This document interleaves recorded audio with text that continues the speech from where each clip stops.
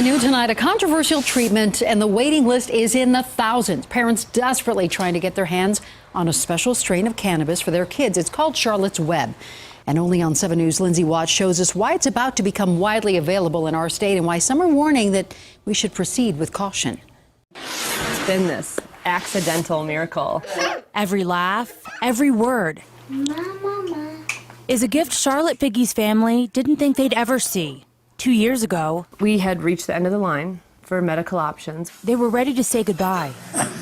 The epileptic seizures started when Charlotte was just a baby and grew more violent, more frequent. It's okay, honey. Mommy's here. Up to $1,200 a month.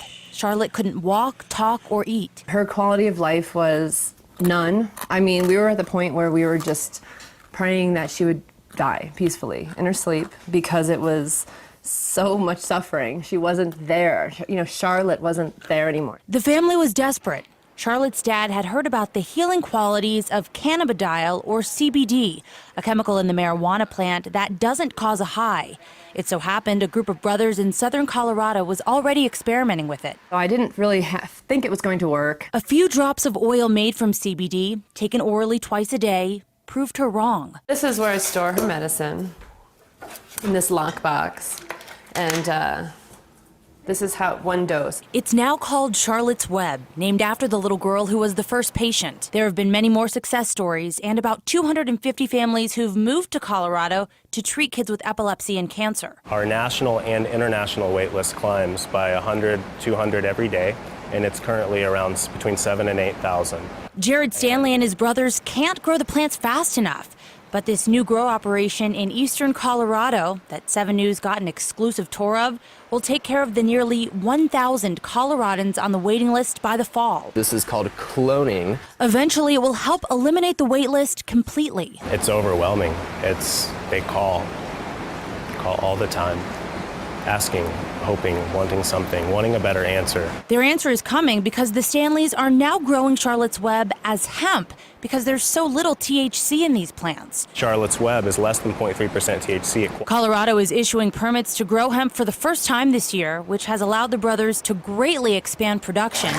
And they're breeding new strains. They're amazing. Again, high in CBD, different plant profile. Stanley believes they've only just scratched the surface of what cannabis can do to heal. It comes up in conversation every day in our clinics. Dr. Amy Brooks-Kale is the head of pediatric neurology at Children's Hospital Colorado. She says her main concern with Charlotte's Web is lack of research. What the risks associated might be, either short-term risks in terms of effects on liver or blood count, and longer-term risks like learning and memory, which we know marijuana products can affect. And she says there's another big issue not mentioned in many media reports.